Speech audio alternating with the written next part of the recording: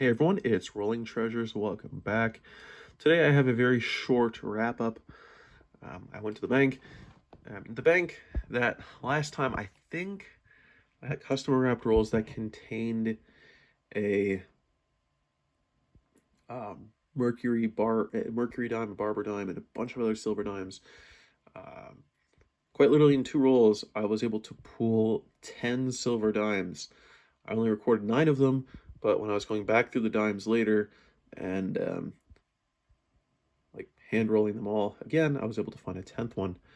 And I went back to one of the banks that I thought might have given me that dime. It's between two of them, and I think I know which one it is now, for obvious reasons. But I received customer wrap dimes from both banks, but this time I didn't receive any customer wrap dimes from the first bank that I went to, which was a little bit of a bummer because in my area, typically customer wrap dimes are much, much better than bank wrap dimes. My area is part of the Rust Belt, yada, yada, yada. But it also means that I'm pretty close to Philadelphia, um, and we don't get a lot of Denver coins here, especially like when they're really, really new. So it takes a good couple years for the Denver mints to get over here. I still actually need some quarters from 2021 and 2022 in the Denver mint that I don't have yet.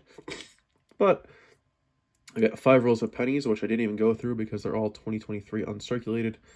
I got only 7 rolls of nickels. I got 15 rolls of dimes because I was not expecting bank wrap dimes. I was really hoping that would be customer wrap dimes. And I got 10 rolls of quarters, and of course these were all bank wrapped. So here's the finds. It's a big tale of quality over quantity.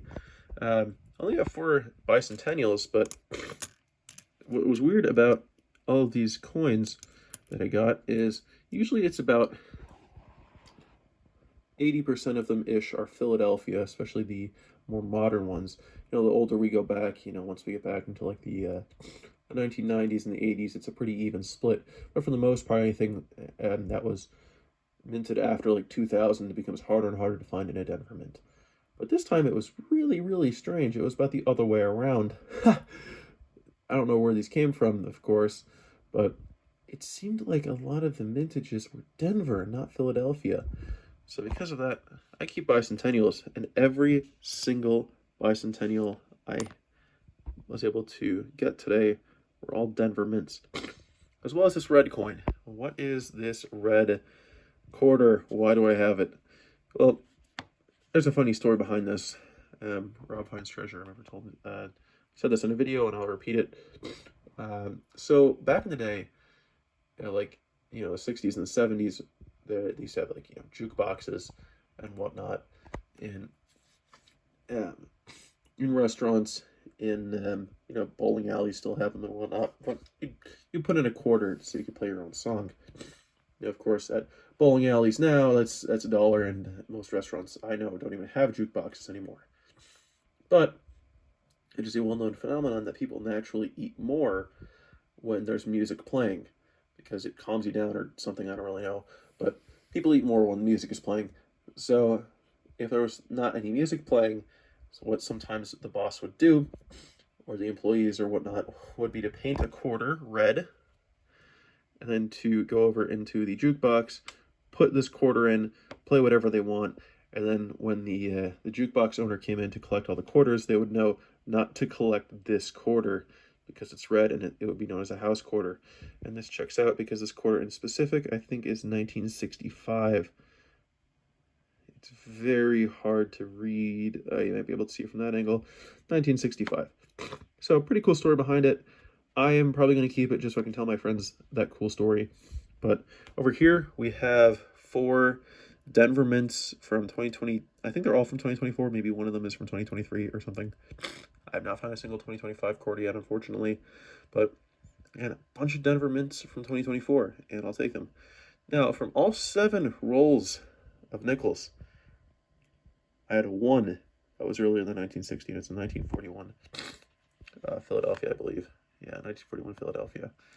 And the big finale, probably why most of you are watching this video, is there was a lot of 2019 and 2020 quarters, a lot more than usual in there. And one of them I flipped over. And you can see the mint mark there. We have our first W quarter of all time. And it's American Memorial Park. I'm going to try to get this over. Yeah, it's American Memorial Park.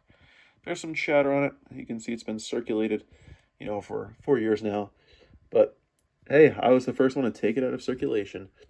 And out of only just 2 million minted, it's incredibly rare to find. Just insane that I was able to find this. And most people on eBay, and I was actually just looking up the price guide earlier. Most people on eBay, when they find them in circulated condition, sell them for more than what a silver quarter is worth, at least in melt value. So it's pretty cool to find this quarter that I never thought I would find. So that's my little wrap up. Not a whole lot of finds. I keep bicentennials. I found this fun quarter. Some for the book, 1941 Philadelphia, and of course, the W quarter. Gotta love it. That's why we quarter hunt. See you all in the next video. Peace.